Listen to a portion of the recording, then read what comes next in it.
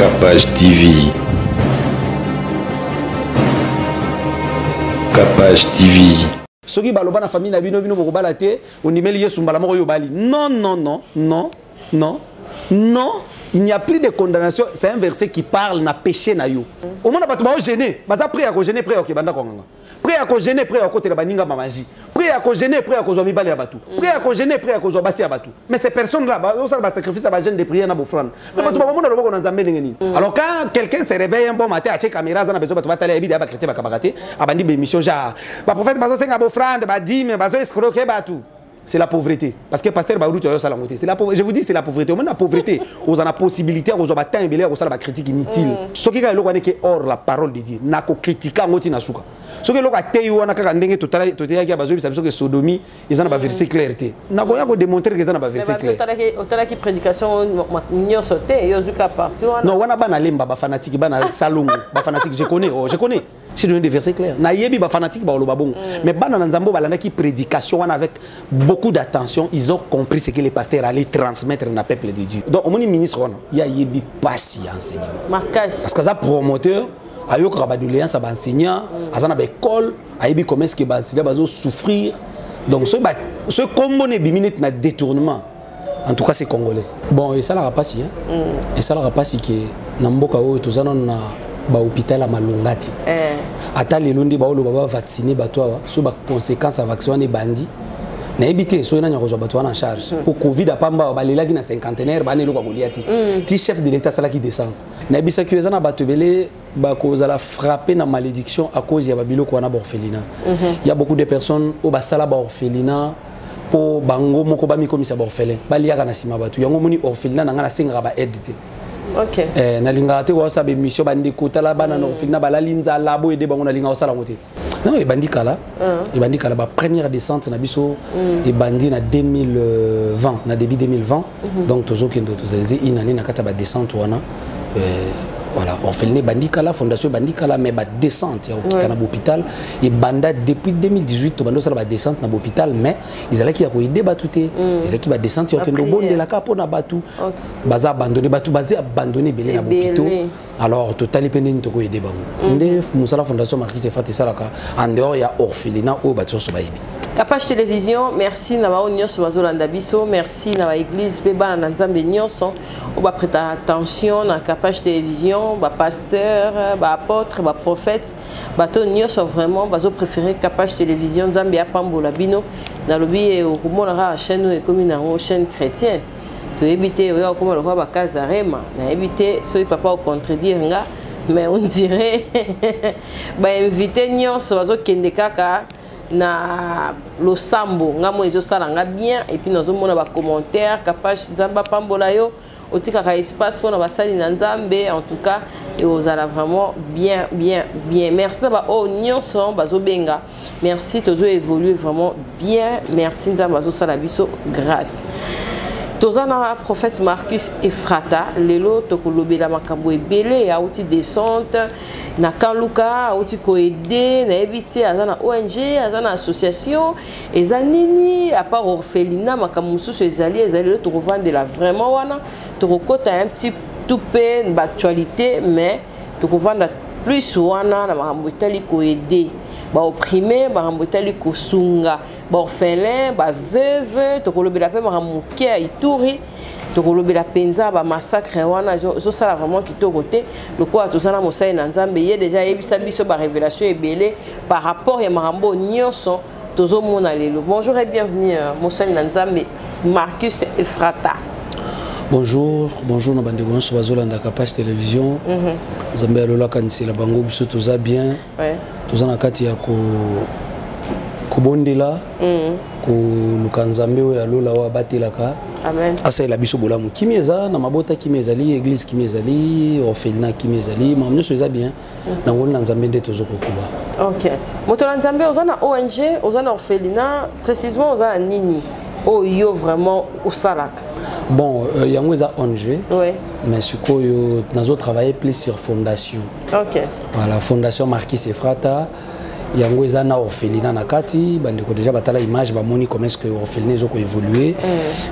Fondation maintenant dans le cadre de la fondation, toyaki kozala révélé na Nzambe mpona koyede bato mosusu bazangi bakeleli baza na baposition ya faiblesse nde omoni mosala wana ezokontinue kosalama tosala première descente, deuxième descente, troisième et quatrième descente aussi yango toyuti kosala donc toujours continuer ko effectuer ba descente na ba côté oyo poza ba ndeko musu babenga biso ko benga o ba yebi on a téléphone papa za kama l'hôpital bobo mutu azate mutu wana za na ndeko côté donc on a obligé aux équipes to ke to bondeli mais to suka na prière te faut quand même ko aider ndeko wana financièrement na wa mukenza mbako pesa biso nde musala oyo tozo sala pe na cadre fondation kaya ko bondela pona ba ko sengela bango protection te mais ko aider bato yo bazana mutu ko aider bango te et bandikala non, et bandi kala. Et bandi kala, la première descente na biso et bandi na 2020, na début 2020. Donc toujours qu'il y a une année na kata ba descente wana. Voilà, orphelinat Bandikala, fondation Bandikala, mais ba descente à l'hôpital et banda depuis 2018 to bando ça ba descente na l'hôpital mais ils allaient qui a ko débat tout ils qui ba descente au kendo bon de la capo na batu prière mutana problème ou quitter l'hôpital soit bosengi médecin soit bosengi docteur et hôpital wana to bon de la pona batu bosali yango mais pendant que to bando kendo bon de la pona batu toujours comprendre que bon de la pona mutu musu mais avant bokende mutana zotala bino pena na miso hotel sabino ke na tongate soit bon de bosisi bon docteur merci to bon de pona batu mais docteur faire comprendre bino moni place au jobone la maman wana bana basundola ya zana mutute omoni bandaka bon alors na bande ko enregistrer babilo ko wana jusqu'à ce que na bande ko zela nzamba pesa moi makoki temps en fait que to bande ko ça la descente ya omoni ko descente comme il y a deux raisons donc to prier pour na batu to tali bande ko bazana makokiti baza abandonné batu bazé abandonné belé na bopito alors total pendeni to ko aider bango nde musala fondation Marquis se fati salaka en dehors ya orphelinat o batu so bayibi ok boto na nzambede biso to pesa offrande c'est pas na bino boy to pesa ba dim na biso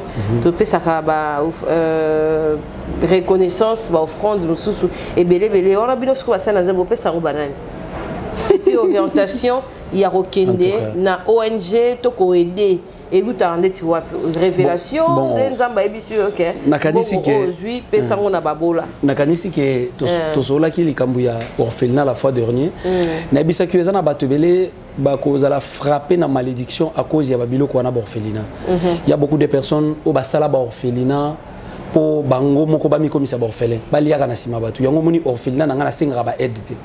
Ok. Na linga te wa sa be mission bandi ko tala bana no filna bala linza labo ede bango na linga o sala ngote. Au contraire kutu na ko sala ngonde na sala ba évangélisation na Yesu na balabala. Mondi na terre Yesu na balabala wana. Na ba 5 heures on a ba to ka plein ba chaka bofrande. Na ko cha panier na bisi bango cha panier ko ya ba orphelin. Ok. Ba maman winzi ba rappeler ba chibilo. Je peux le faire dans ce sens là. Mais ko bana ko senga bato ba moni réalité orphelinat ba yebi place ezati. Quelque part na zomona hein au moni du fait que bato ba sali ba abus trop. Ok. Donc bato ba sali ba mambebele ato yango mona linga raté ko senga vraiment aide na orphelinat. Na bisa bande ko so lingo visiter orphelinat ya Marquis se frata. Ceux qui n'ont pas pu se déplacer. Ceux qui musika utiliser des konayo, utiliser même des konayo. À ça la descente, à bengi biso celle descente à aider banana. Mais na bajar en tout cas, l'eau papa na tinda mbongo pour na orphelinat. Faut peut-être très à la bana on a la prière. O ba yebinga, babika. Voilà. So muta yebioti. Vous aussi la demande d'abord quelque part au moni hein, tous ça ba congolais to yebani. Alors concernant la descente même orphelinat ndenge ça la makana. Na kolo ba que naza nazana ba partenaire te. OK. Église pe oyo ngai nazali mosali na Nzambe ezana makokite ya ozo ba charge ndingana. Ko déjà ba charge ngana ozo personnellement na makambo ngana sala kana ninza mba pambola ngana ba faire nanga. OK. Je le fais pas avec ni l'offrande, ni les sacrifices, ni ba dîme parce que on n'a pas encore des partenaires au bakoko na ba niveau na osala biloko wana. Donc dans un premier temps on a ba partenaire ba yate et ça vision Nzamba pesanga je le fais moi-même.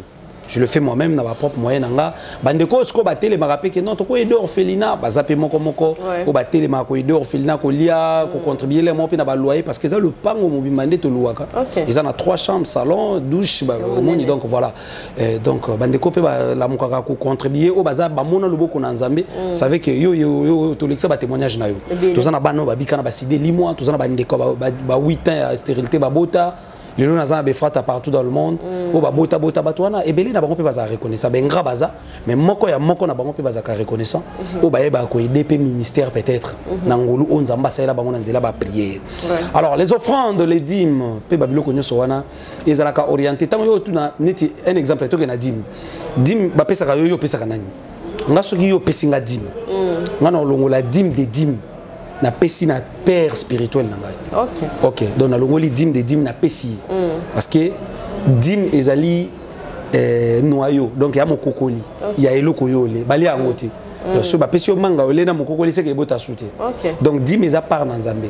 Eza loko est obligatoire mon na Nzambe a foutre yango.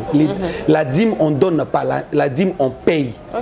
On donne pas donne ta dîme non, on donne pas la dîme mais on paye. Ndé to foutre courana mai, c'est comme ça qu'on paye la dîme. Donc alors une fois muta opé ça ba dîme té, on va pas mbola mati. Et on va pas mbola mati. Mais ce que bateau écoute ma que ba pesa ba dîme ba pas mbola mati. Il faut battre la trois choses. Si vous avez fait un peu de azana trois choses où il faut attendre. Il y a les bossos. Il faut attendre la source ya mbongo na ye. Muto azo sala ba faire, to azana musala moko bo azo pesa 10 mois pambola maté, il faut attendre la source ya musala wana. Parce que nous avons des personnes aujourd'hui oyo bazalo kola ba David.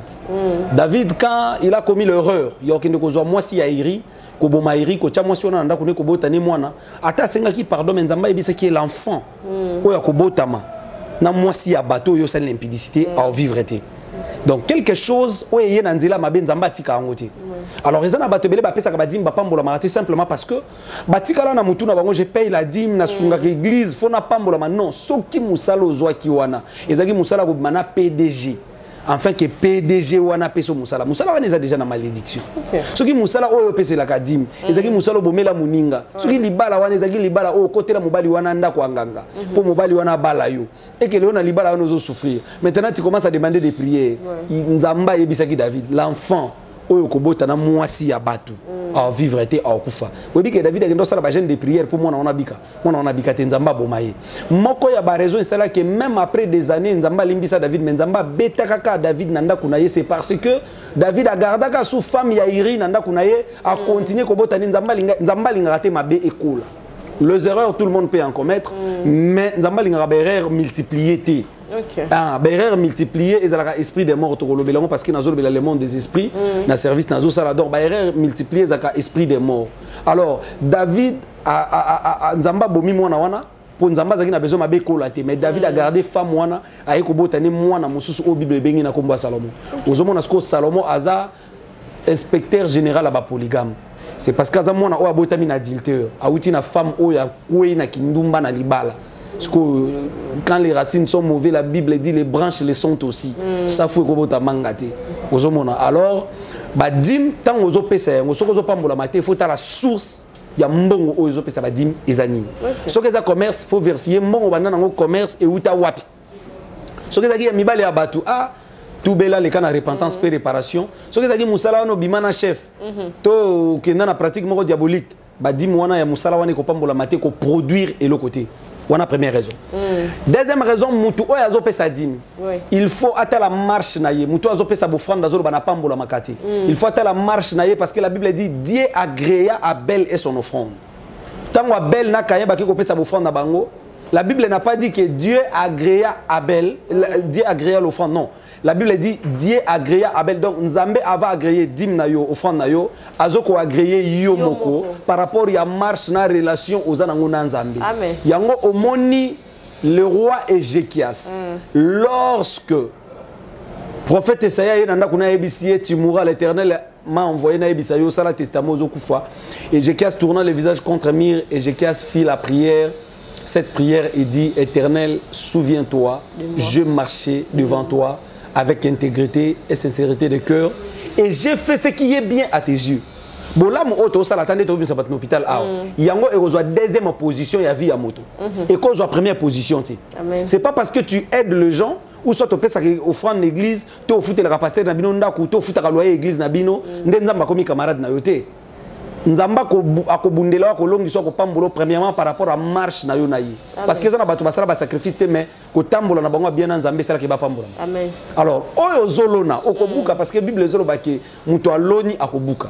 Mais sikoyo po buka yango o simba pe loko buki et ko banda sur le plan spirituel. Sur le plan spirituel yo muto zolono sala bola mozana relation na Nzambe te et ko yate parce que les pambole ko banda sur le plan spirituel avo bika sur le plan physique. Alors moto oyo azope sa badim il faut Nzamba agréer enfin Nzamba ko agréer na dim na yi. Troisième chose moto azope sa dim soko azopa mbola maté faut que la vie à pasteur ou azolia badim. C'est très important. Surtout ça. Ce qui pasteur au bazo pesa ba dim na ba offrande. Aza pasteur moko se rebelle en église moko panze église moko boycota zalaka ya père spirituel na ye. Aza rebelle akenda fungula. Azo kena malédiction ba tinoso ba soutenir église wana ba pambola mate. OK. Au biso to pesa nzambe te nzamba mona bongo te. Nzamba agréa ka moto yo.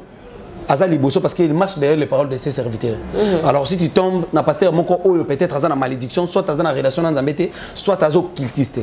Toi aza mutu ya kabala juif, ba bala ta pembe pembe rouge rouge noir noir. Ba ba komi na ba code vestimentaire wana. Ce qui déjà kota ba biloko wana sokola ka bato. Donc aza déjà na mulili na yi. Yo mutu ke ko investir ba dim na yo kuno pambola mate. Pourquoi?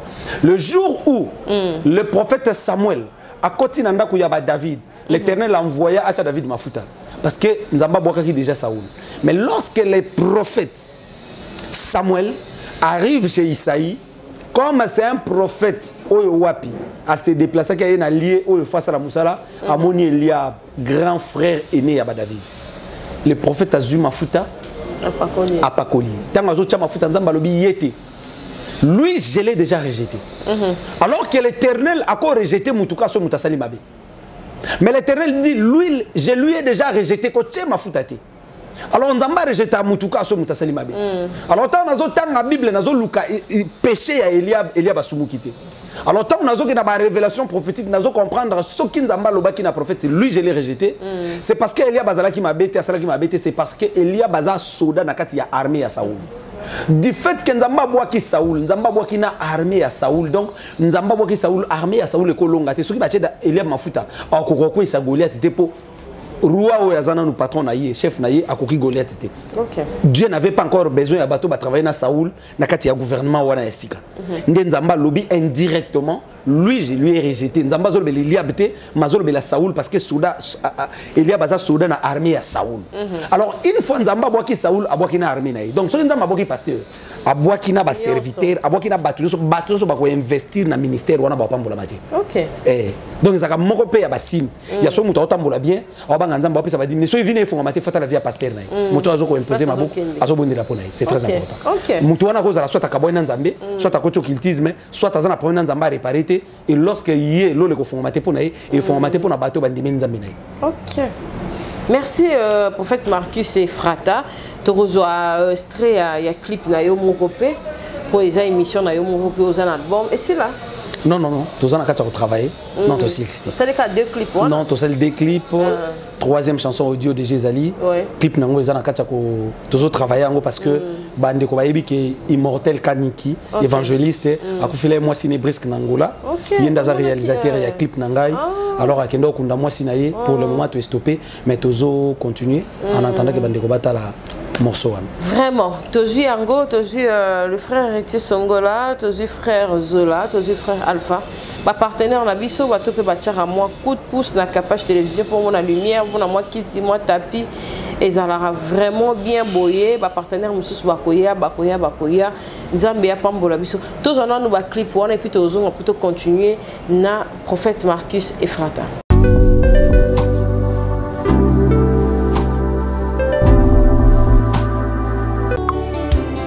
Likia motema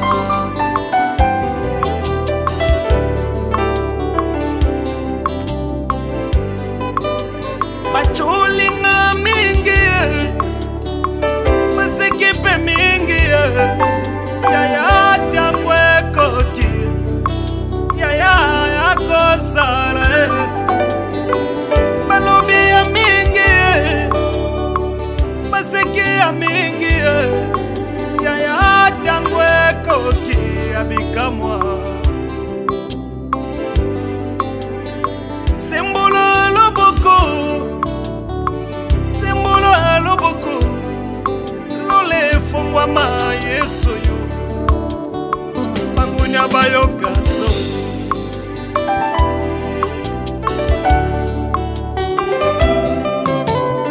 eloko nyonso esalema na liloba bambisi na mai banyama mpe na zamba kasi mpona moto yaya na ngai osalaki renio na molimo mosantu na yesu masi libangala talo oboki na ngai na elilingi na yo otibu nzambe kati na ngai otindi ngai nakonza na se na moye yango nalobi osala nyonso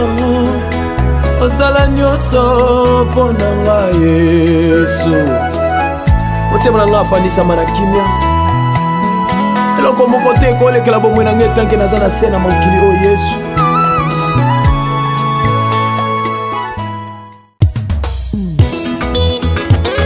Nul n'est comme toi, l'Éternel, le Créateur. Alléluia.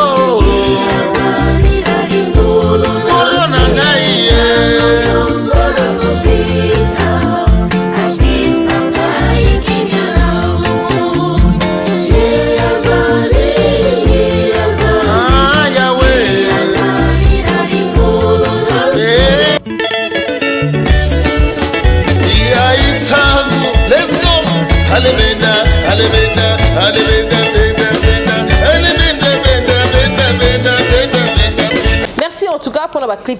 Et salut, vraiment bien. Merci Naba Nzambe Nyonson au Balandaka Capage Télévision en tout cas. Et papa le bifona se repentir derrière la caméra. Mais il faut se repentir. Il faut se repentir. On a se repentir Kala. Moto Nzambe. Dans ce reportage, Kala. Merci Naba Nzambe Nyonso Bazolanda Biso en tout cas. Papa, rappelez dans nos pages Nayo Facebook. Bandeko Bazan pour sortir la image, enseignement. Page Nabiso Zali Prophète Marquis Efrata. Na Facebook, na YouTube chaîne les Ali Prophète Marquis TV. Ok. Prophète Marquis TV na YouTube, on retrouve chaîne, on retrouve enseignement, on retrouve moment Nyonso, il y a prière, il y a délivrance, il y a témoignage. Prophète Marquis TV. Ok. Oko s'abonner Nzambalo la opambola yo, bandolanda enseignement et opambola yo makasi. Ouais, vraiment. Tout le monde y a aussi des descentes on a quand Luka Awa, à part Makambo Toto Lobela, il y a ONG Fondation, c'était pourquoi?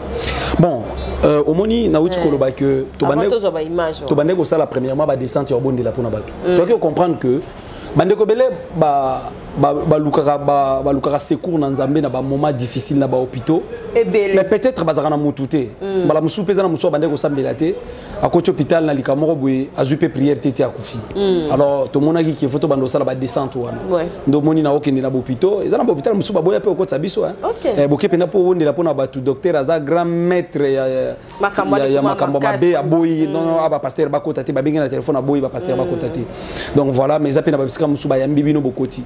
Alors chaque fois que nazo bonde la pona batu nazo kuta bantu musu azana ki cité ordonnance vandi wana au bonde le pona aussi si malax ordonnance pas pour ordonnance au 2 semaines na nambo.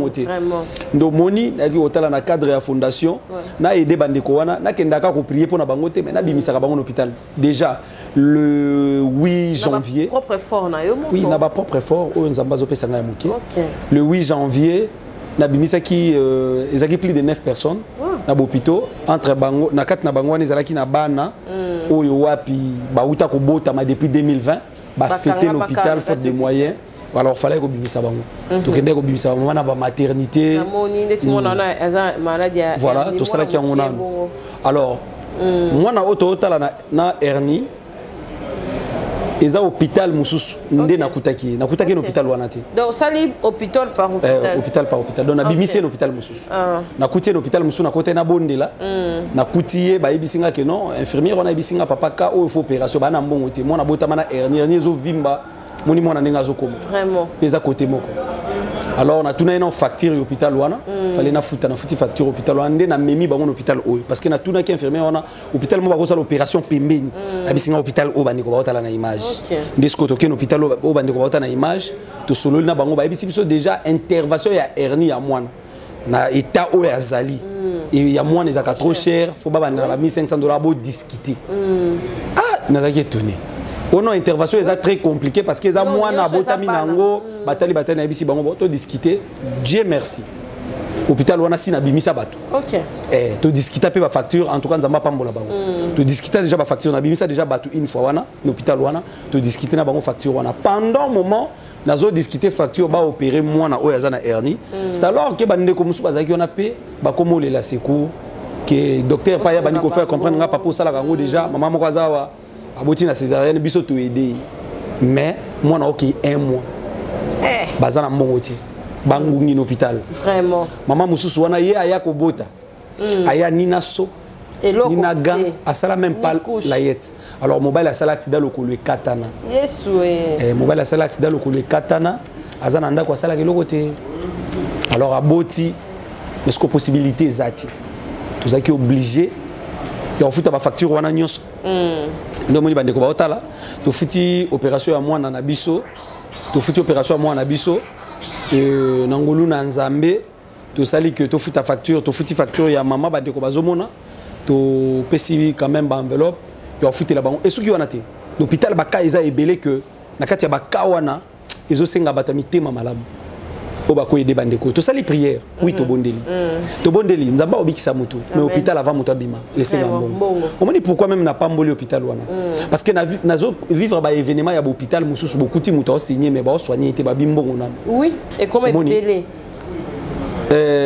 c'était quel jour papa auto zoki bande ko basala accident aéroport mardi mercredi mercredi nazaki na ndeko to uti quelque part to komi na aéroport avant président Kota desa c'est à tout petit bateau moto mi balé parce que façon bateau bazoki ba panzani au kokati pas profit alors le gars la desa c'est à bande ko kima wana nzaza zo lokota nazaki na choité na monika OK boma batu alors ngana na jeep na bisi chauffeur calé 207 liboso to zako obligé to calé 207 liboso na kitisi garde nanga akangi chauffeur akangi na receveur to ti bango na mutuka to zongi to zu batu wana to zongi poto zo batu wana to man hôpital to kuti ke bazu bango ba bango na seta les hôpitaux les en face aéroport alors nazako obligé au kota tin hôpital à seta na komi na kati hôpital na kuti penza moko déjà perdre connaissance moko wana zo saigner azo loba nazu quand même numéro à famille nembango obi ke na kuti ba docteur ata muto ko zo numéro te abenga bazo raté ngam na komi nde na osenga numéro na bengi famille wana musu wana déjà perdre connaissance donc azo loba makambu déjà muto comme le quoi liboma azo ebate moi ko zo numéro à famille nezate sikoyo ba première soin ba opesa te ba komosi ngambo o te to ko simba bango nde wana te fo mbongo nazako obligé à faire quelque chose na gina on a moni ko kate bazo insister ndé na bisi garde ali fouiller chauffeur wana na receveur parce que babando boyo apesa mbongo donc ba mona ngone tibaje garde à fouiller bango to quelque chose wana to pesi na pona ba première soin ndé to ketika bango na soucia ba benga patron na bango azo charge ya bandeko wana mais déjà même mutu no benga nazo pesa information que kingandi asala accident za awa ngana memba bango hôpital boye asala accident est-ce que tu as suka wapi mbongo ezate ngapi na zasoki na gombe na yaki musala yesu osomona déjà eloko wana ebetanga na matoi alors yango na insisté ki na major oya yambakinga na bandeko na ebisi sala quelque chose patron ya mutu kana mona nazo bandeko oya en charge na sala quand même on a sala mais eloko déranger ngezanini comment na moto ya prêter serment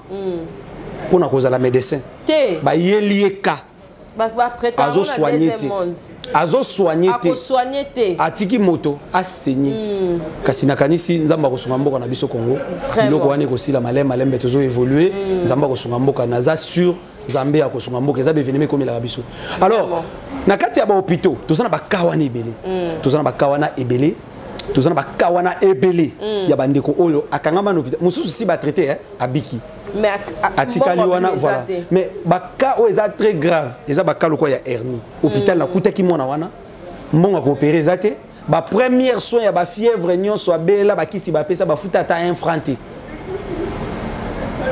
ba futa ta infranté parce que bango pe ba komi prêt à libérer bazong senda ko mona kendo kufa ozomona alors mama boti mwana wana mama boti mwana oya boti mwana wana akufa oya za wana na image koko waza na image koko alors omoni bana basika nde ezalaka kokola ya bana mobali amona na tezemi nde mwana wana papa azati tant na zo explication na toaki obligé ko aider bakawa neze vraiment alors na kati ya fondation Marquis Efrata to sala ba descente wana so bande ko babengi biso na téléphone to sala ka descente ya kotala na ndenge ni to ko sunga mais to zana ba partenaire te to zana appui te to zana mutute ote yemtaida kapota azati ni na église ni libanda bande ko balanda biso alors ezaka eloko nzamba tana mutema ezandenge mo na ofela donc ce qui muto akosepela ndenge moko to sala to zoki appela bande ko bazana na niveau hôpital ya sana ki bazana na problème ko lia ba babela ka tuberculose to sala descente na pour na ko kabola pe biloko akolia ko aider pe bande ko wana po biso sinde to za boye ennemi na biso so zaka malade atozo ba kondo boboshika malade ezaka ennemi na biso ko zo na bandenge nyoso to za nani.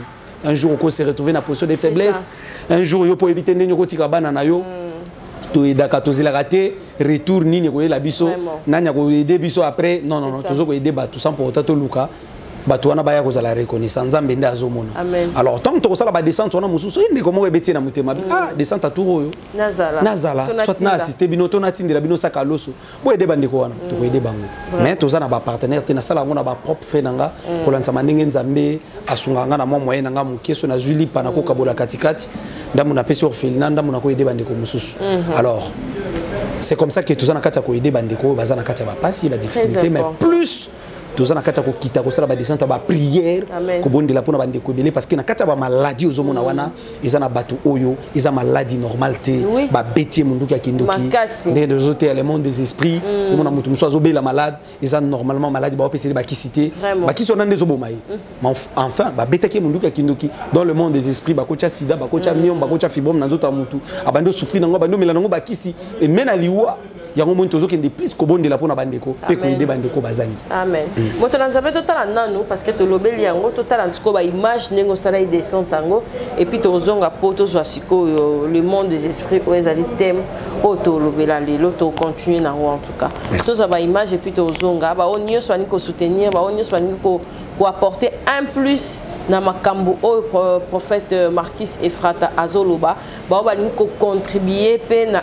œuvre ya nzambe ba ni ko sunga vraiment de tiwana et ça ngako testament parce que la mélamine qui sous vraiment ça nga passer surtout pour na mwana wana tous on a ba élément wana et puis to zonga pour na to continuer na émission la bis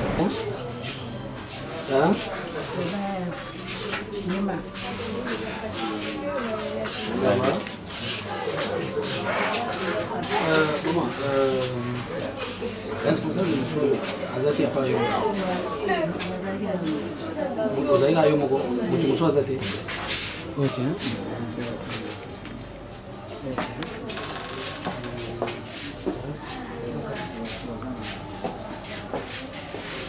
Ndeto madame atika mona to. Ndio ndio na kuchite yule ndio kuchite c'est pas normal. Quand tu kutia que l'Éternel Dieu nzamba lola zo lokumu toko futa déjà pour ba intervenir bango parce que oza qui essentiel yangwana ko futa déjà ba intervenir bango ndeko ya opération na ndeko to contribuer pour na mwana a umeli na un mois déjà na babota ki na césarienne en fait ba kena mwana ndako je pense que to ko non ko sala wana lelo et puis le reste to ko tala baka mususu semaine prochaine atongwa manaye na libota na ye mobimba na ba azape bakoko akinda na nzete amen atambula na nzete nzamba mema ye moshika pambola ye koleka yango likambo inaza nango nde yango wana nazongisili nzambe merci na likambo ya motuya oyo nga oyo asali mpona kokololo oyo kota kobengela nga kokololo mpona kokololo na ngai nzambo naimoni eloko nga na kozongisela nzambe te nazongise kaka matondo baninga batatu na nga kuta lobaka baninga batatu laka nga mpona nini nzambe atianga wapi papa ponga na tatola yesu oyo nzoka te nzambe mpe aza kobongisela nga mokolo nga na kotatola na tatoli monene na nzambe oyo nayebi te Zipo parce ka ona bote na ngona nzimete ke na ko bima mikolo yo la pese merci nzamba batela ya sunga ya nsala na ya osale kende liboso nyonso kosenga na nzambe kokisela na pese vraiment nzambe lokumu po ka ona boteli na nzimeke ke na bima sumi na bima mikolo pour la possibilité que za nango na nzimeke na bima mikolo na pese nzambe merci nsala na ye ekende liboso nzambe bakisela lisusu azangisele eloko akosenga te. Merci en tout cas pour la image wana papa na moni pe ba enveloppe pour remettre en tout cas musala salami bien nzambe apambola yo parce que c'est pas donné à tout le monde. Amen. Et puis na ba temps oyo ya ba coronavirus oyo na ba temps oyo ya ba ministre ba konga ko kima na ba 2 millions oyo mutu azana ngote apesi boye eza vraiment lipamboli makasi tamoni seki hein. Bon et ça la rapasi hein. Et ça la rapasi que na mboka oyo tozana na ba hôpital à malongati. Ata lelo ndi ba olo ba vacciner bato awa so ba conséquences à vaccin ne bandi. Na ebité so na nyako zo bato en charge. Pour Covid apamba ba lelaki na cinquantenaire ba ne lo ko liati. Ti chef de l'état sala qui descend. Entre tes na bato ba bomba ba million na banda.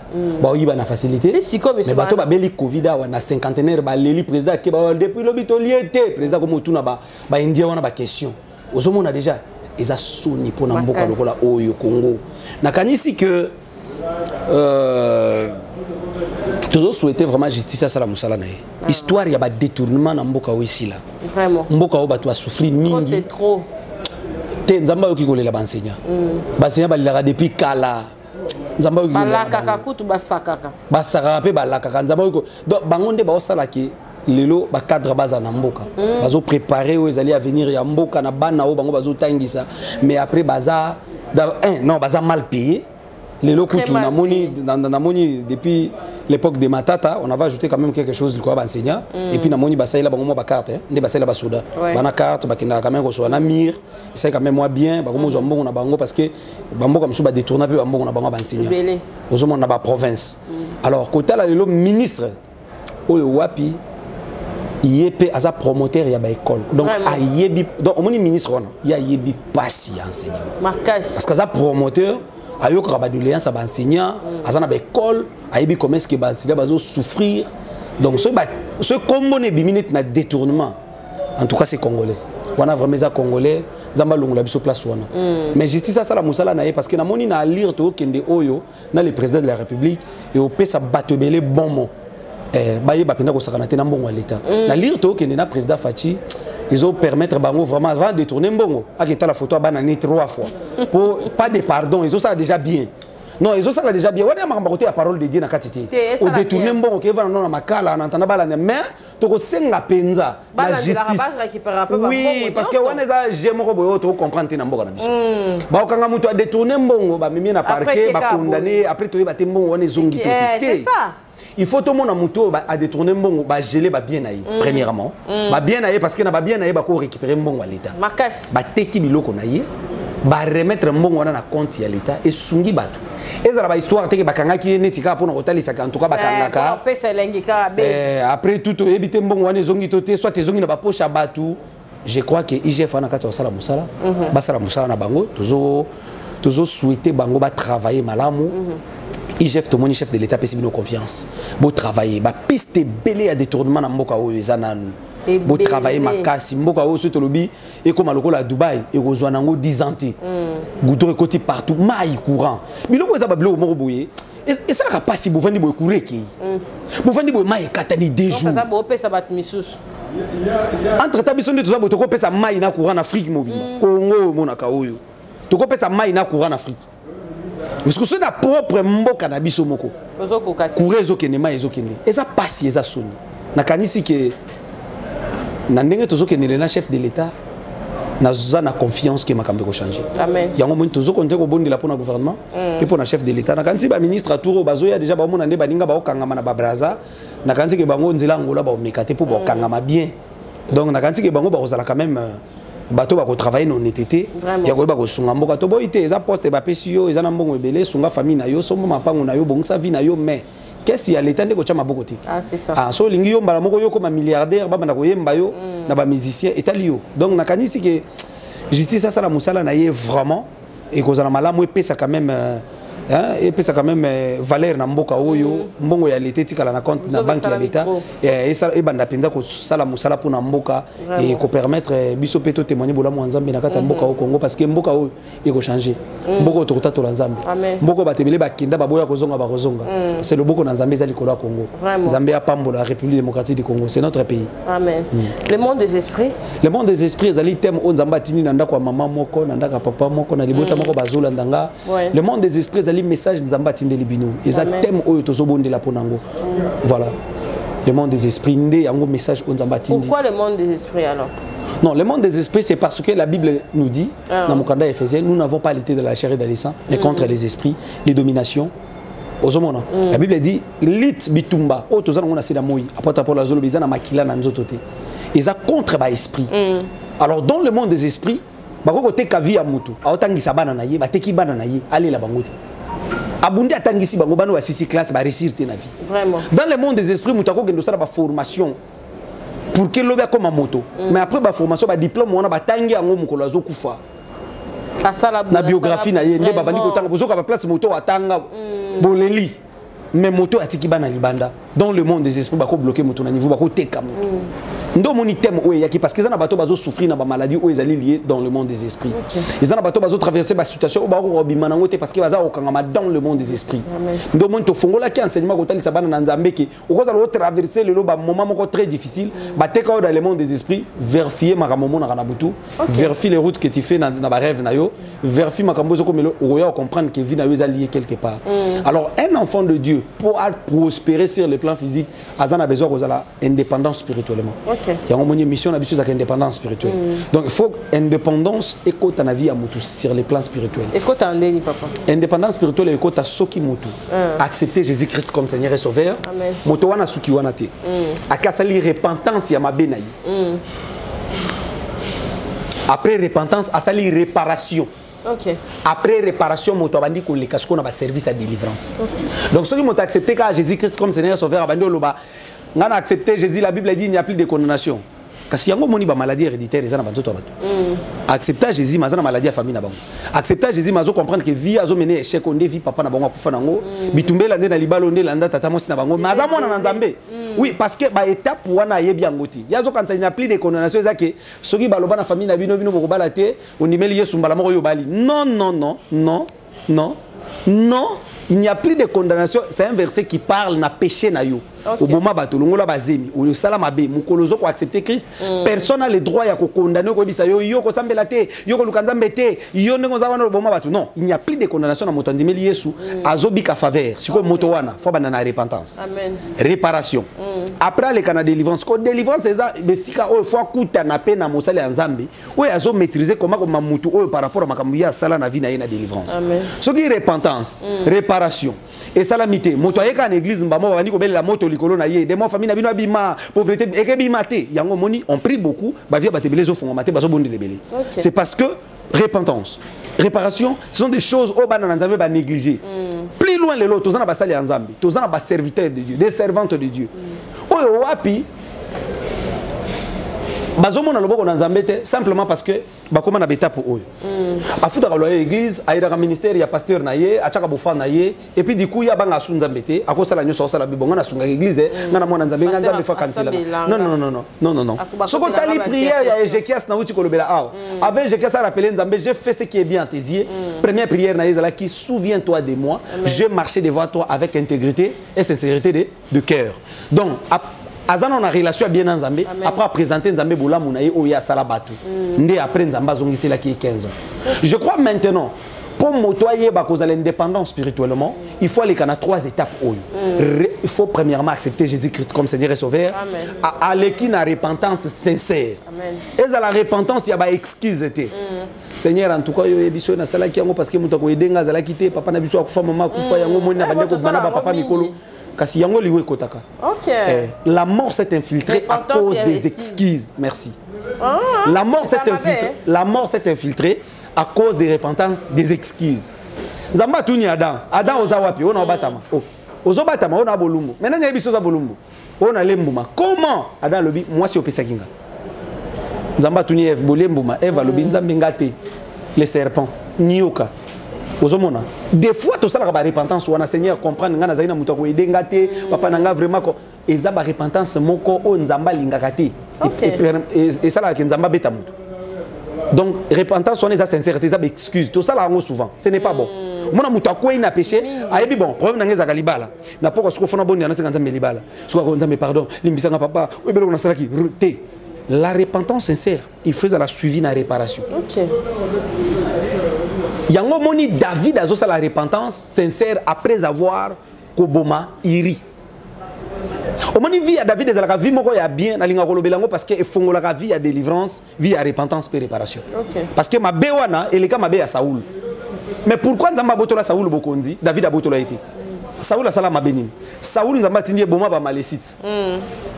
Dévoué par interdit mbokezika Saoul ake azumwa biloko mafuta ayo bonzela nzambe abateli na roi na bango nzamba siliki Saoul asenga pardon nzamba boy Saoul akanga prophète na bilamba sengela nga pardon pa na nzambe nzamba boy lambe pasuki prophète Samuel abisi kande lamba na nge pasuki bo continuer pasuki nzamba boka Saoul nzamba zui David abenge l'homme selon mon cœur mais David ayeko sala mabe ko leka Saoul soko taliba mabe wano comparango Saoul akendeka ko boma abomi nyo sote mais David azui bokonzi abomi iri a récupérer moi c'est Iri abandi obotani ban so tali mabe wana mi balé ozomona ya David eleki par rapport à Saoul mais pourquoi nzamba limbisi David abeti Saoul oya comprendre que il y a Saoul les alliés autobenga désobéissance alors prophète a dit qui est l'obéissance mieux qu'un sacrifice mais les chrétiens d'aujourd'hui ils préfèrent faire des sacrifices sans pour autant obéir à la parole de Dieu au moment où tu gêner baza prier à gêner prier OK banda konga prier à gêner prier à côté de baninga magie prier à gêner prier à cause mi balé abatu prier à gêner prier à cause basi abatu mais ces personnes là on ça ba sacrifice à gêne de prier na bofrane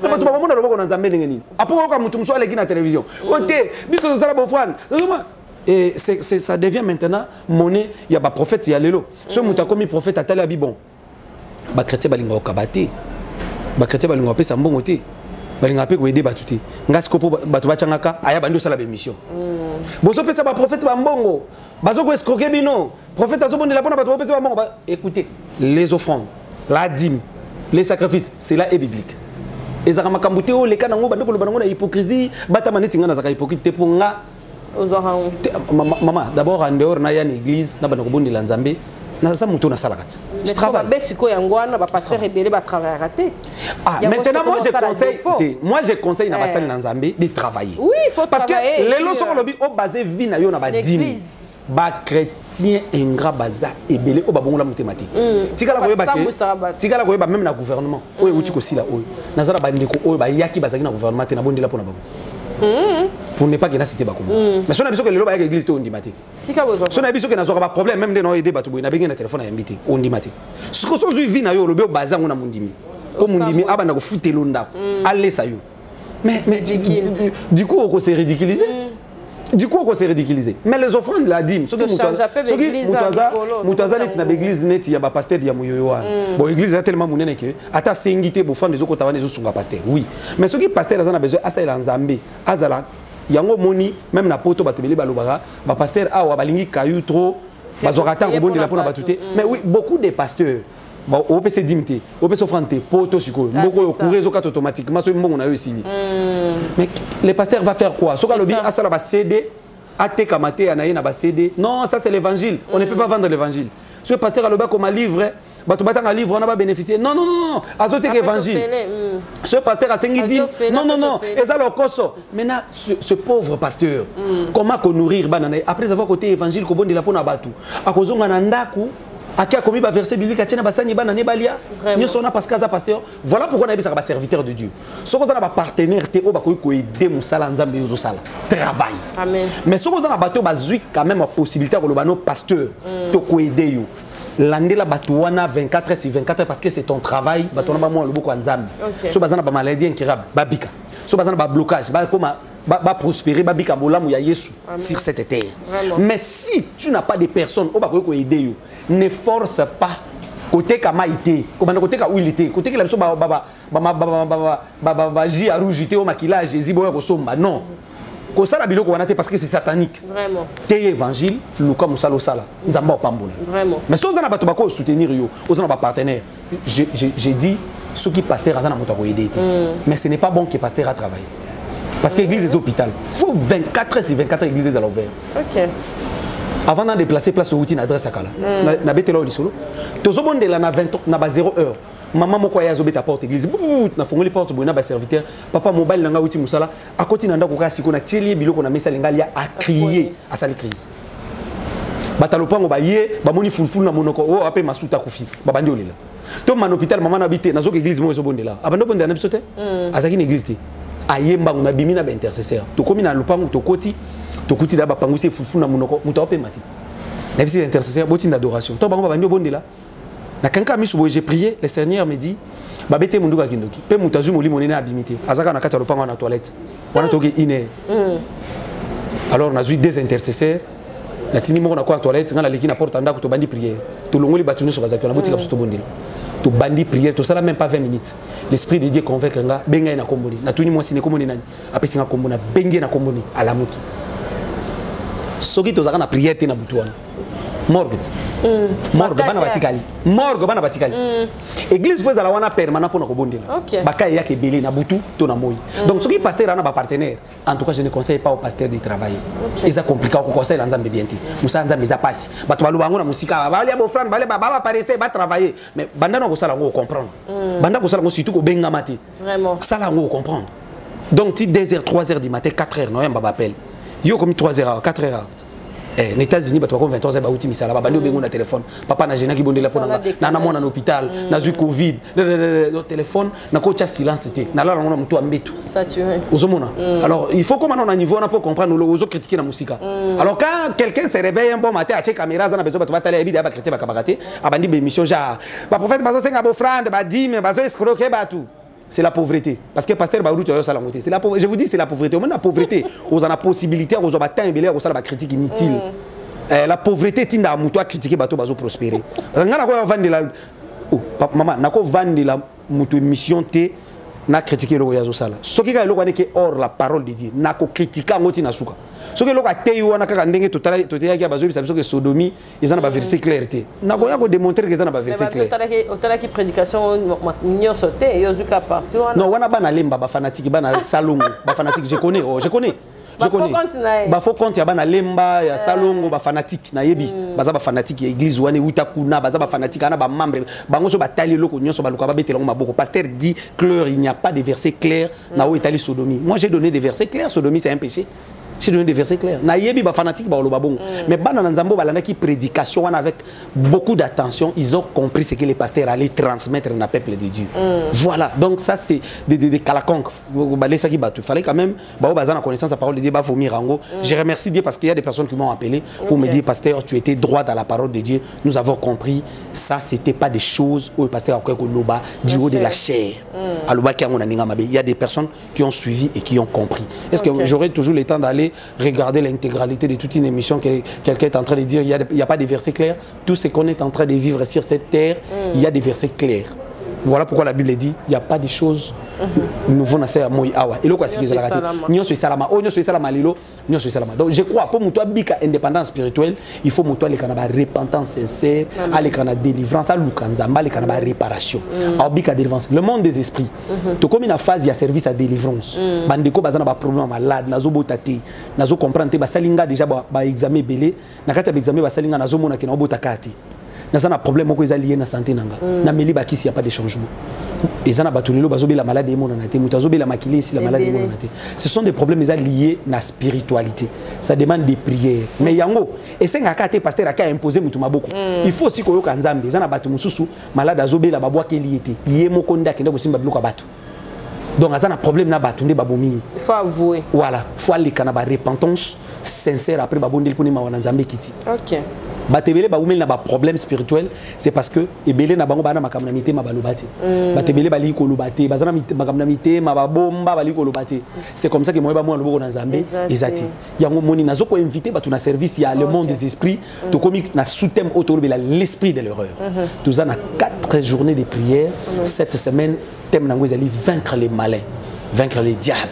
Alors na kati ya service wana tokobondela pona bandeko nyonso baza na ba cas difficile mais mbala moko tozobenga bandeko na repentance parce que l'esprit de l'erreur c'est un esprit de mort qui demande mutu nyonso asala ba erreur lokola enfant prodige après kozwa mbongo atata na yeko kendolia na ba makango esili azongaki bato bazo sentir que nga nzamba pambolanga mais na mbongo nanga nazwa basi ya bato tellement na sala ambiance ilo misala ekufa.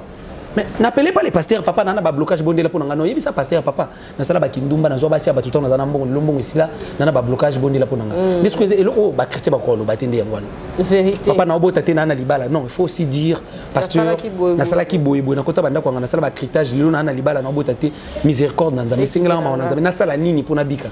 Mais quand les chrétiens viennent devant des pasteurs ba ko bisoka na mukuse naza bloqué nana misat nana poto papa nazo amukanda te mais mbongo kendela poto ezali mbongo mbali ya bato omoni upanza libala muninga ushina mobali wana zo mbongo kenda poto vino kuna siku eza bloqué okoloba pete que non pasteur moi si oya edanga pona ya poto nakoma na décevoir ye tant nazui mukanda na balukeli parce que bolingo ebele ezala bongo batebele babala parce que aza mwana ya kingandi awapesanga mukanda na bala ye enfin bolingo ezala kité siko tango siko ozui mukanda olie potiki ata bongo tiki esuna bana 4 OK isko bandi ko lena kombo na yo siko vino ezo simbate siko zana besoin prière lokola oyo banda na repentance c'est ça ozana prière ozana besoin ko mona loboko na nzambe nazo biso que na ne oyo ya 2021 tito koma na avril bateau na lekisa balekaki na ba repentance na moment Covid na novembre décembre baleka na ba repentance c'est réparation la majorité de ces personnes ba témoigner bola nzambe amen ouais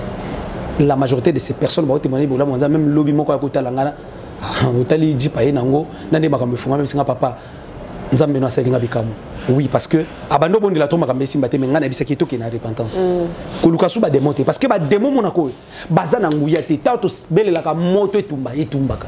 Mais qu'est-ce qui fait qu'après qu'on a des démons vieux au fond maté oui au cause de la démon on a déjà tombé bango ba kei mais c'est pas famille na yo déjà bimi na nzoto na yo mais tu restes avec un problème lié na relation na yo na nzambe. Le jour mutazo kweya le même jour on a grâce na nzambe localisera mutu. OK. Et le jour bakata Samson suki la Bible dit le même jour ses cheveux commençaient à se croître. Mokolo mota kweya na péché le même jour grâce na nzambe banda ko localiser et zonse na nzela. Ça reste maintenant na moto. Azon à la prière parce que la prière est une force. Donc moni Samson après ce qui kokatana un jour les Philistins ont commis l'erreur que j'ai toujours dit les deux erreurs des Philistins babimisi libanda basimisi colonne anda Samson invoqua l'Éternel. La Bible dit Samson invoqua l'Éternel. Seigneur éternel mon Dieu, souviens-toi de moi, donne-moi cette fois-ci la force. Nzamba zong silaki makasi. Service à semaine autozobonde na batunyo so na bungisa libala, na bungisa musala. Na bungisa santé vie abana nange beba nzamba zongisi langa kimia nzamba zongisi langa opportunité nazalo kwa Samson oui peut-être yope oteka secret na yo ouais okutana délire na vie na yo batu moko boyo kanisa ba camarade na yo ba yeba ba secret no ba trahir yo mutu mo bo kanisa ka ko aider yo aya na vie no a détruire vie na yo et que lozo tala ko ya mutu na vie no beba okozalo kwa Samson olekisa ba délire na vie no pesa bango confiance ba détruire vie na yo ce n'est pas tard. Ses cheveux commençaient à se croître. Ceux qui bandaient déjà Kobota. Alors, il est temps maintenant au côté de la prière. Donc, tous en a service à prière. Bandeko Bakolanda Biso na Lubumbashi partout. Nzamba Pambola Bango. Bandeko Nanga Goma. Il y a Pointe-Noire. Il y a Gamboma. Il y a Djambala na Brazzaville. Na Bondi la Kana Bango. Nzamba Pambola Bango. Alors, na Bao Bakolanda Biso na Europe. Bao Bazana Kinshasa. Tous en a Kitambo cimetière. Avenue Air Congo numéro 68. Pour ça, na prière. Nzamba ko visiter. Amen. Que l'Éternel Dieu vous bénisse, papa. Mot gentil, et puis prière pour toi. C'est un spot publicitaire avant toi aussi. Zambé apambola banekonso balandi biso joyeux anniversaire cadeau nanga yangwana na mama Cynthia Kapache na pesi joyeux anniversaire na sambeli nzamba pesi année à bonheur ya paix ya kimia cadeau nanga na pesi déjà yangwana Zambé apambola bandeko nyoso baza na posa balanda ba enseignement oyo OK na YouTube na yo après émission oyo okomi prophète Marquis TV s'abonner okomona ba émission ba prière ba témoignage OK na Facebook na yo komi prophète Marquis Efrata okomona page na biso Facebook okolanda ba prière nzamba lola pambola bandeko nyoso balanda biso partout dans le monde kolo kansela bango nzamba kansela bandeko nyoso ba s'abonner balanda ba enseignement to clôturer awa na bondela pona bandeko musu bazolanda ngana hôpital pendant que okolanda biso soko ko contacter les prophètes zoatan ko bondela soko za na besoin de prière aux 8 ans ko bondela soko Saint-Esprit convaincre contacter biso le numéro est affiché bandeko pe bazana besoin de soutenir fondation zo pétan au bondela soko Saint-Esprit convaincre yo le numéro est affiché au continue de la biso kombo na yo requête na yo likamu na yo to bondela pona yo zamba lola pambola bandeko so balandi biso na hôpital Nakata bandako partout, biskan sobolandi biso nazo bondela. L'Éternel le Dieu de ma vocation, na bondele panayo, papa maman nyo sobolandi biso na malade, na hôpital, na ba problème, na chagrin, na douleur, na déception, nakata bitumba kozanga kimia libala mukanda, santé, Père éternel mon Dieu. Boba ko belela yo lokola Samson après avoir kota la prière oyo. Bako senga secours ozong c'est la bango obabungisa. Ba ko belela yo lokola enfant prodige après avoir ko bima ko sala mabe bazana posa ozong la bango. Seigneur babi kangolu na yo. Ba ko ya lokola la femme à la perte de sang après avoir ko sala ba jeûne ba prière ba sacrifice ba bikate. Donc ba kuta na parole oyo prière oyo babi kabola na yo. Ba ko belela lokola Bartimée kolala na nzela instabilité. Donc ba ko yoka loba oyo babi ka miracle. Au nom puissant de Jésus-Christ de Nazareth. Amen. Amen.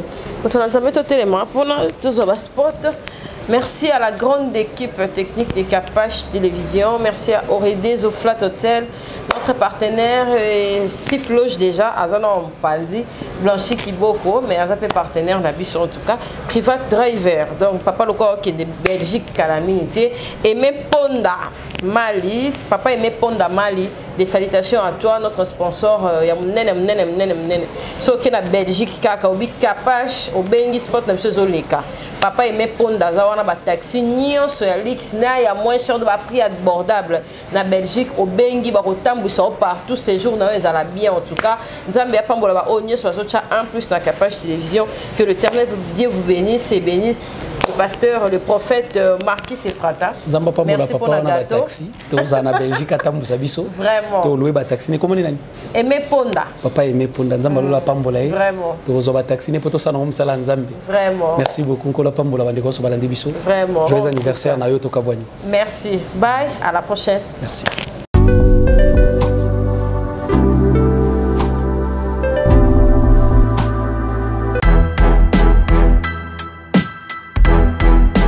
Aurédeso Commercial Kinshasa.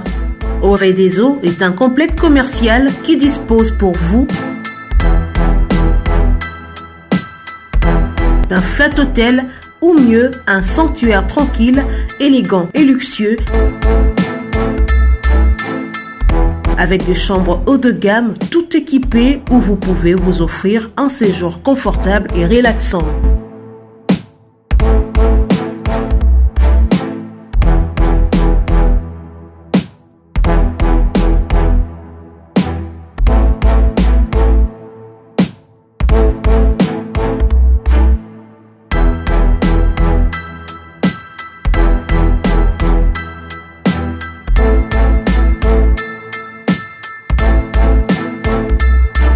Notre restaurant vous propose une exquise cuisine qui fait le bonheur de gourmands. Vous cherchez un endroit pour vos réunions ou conférences? Aurédeso dispose d'une mini-salle de réunion parfaitement équipée avec une capacité d'accueil qui répond à tous les besoins.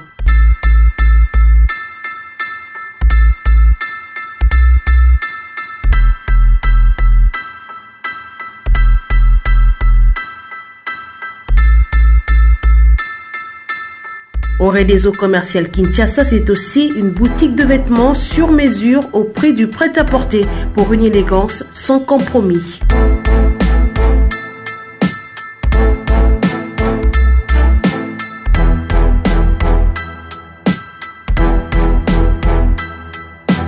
Et notre agence fret et transfert d'argent vous propose un service rapide et de qualité défiant toute concurrence. Retrouvez-nous à Kinshasa au numéro A8 de l'avenue d'Ibaya, quartier Matongé dans la commune de Kalamou, derrière la maison de la Bible, et au numéro 44 de l'avenue Baoumbu dans la commune de Matete. En Angola, martyr de Kifuangondo vers l'aéroport international de l'Angola. Et puis en France, 29 rue de Paris, 94 190 Villeneuve-Saint-Georges. Aurédeso Commercial Kinshasa, au service de tous. Your Private Driver.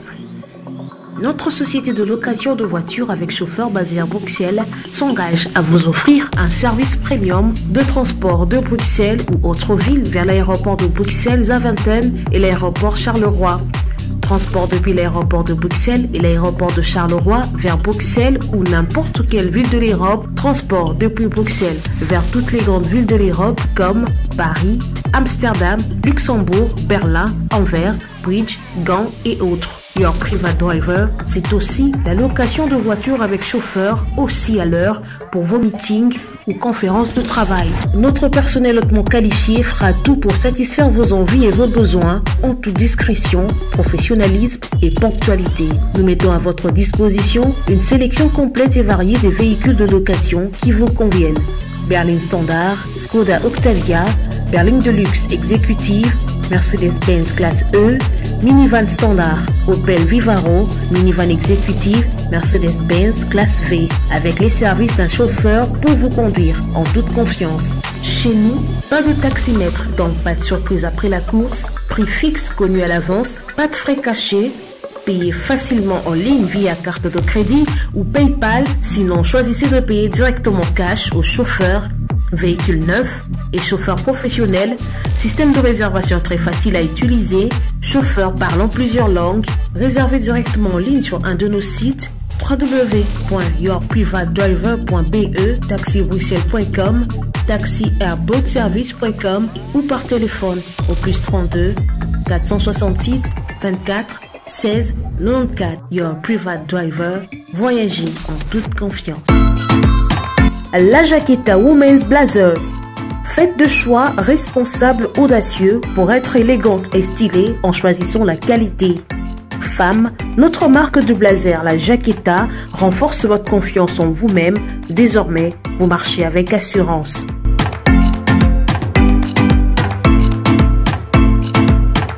Chopez les dernières tendances avec notre ligne des vêtements qui propose aux femmes un vestiaire de vêtements beaux, durables et accessibles.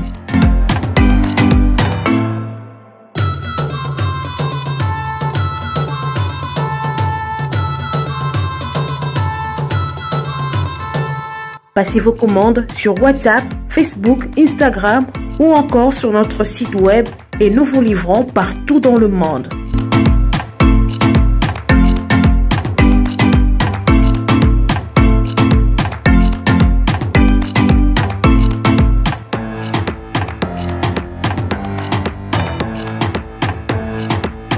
La Jaqueta, c'est la qualité des tissus, de confection et des services.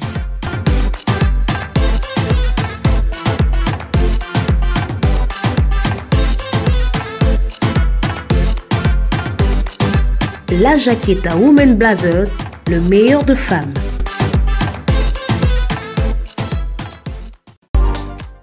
Capage TV.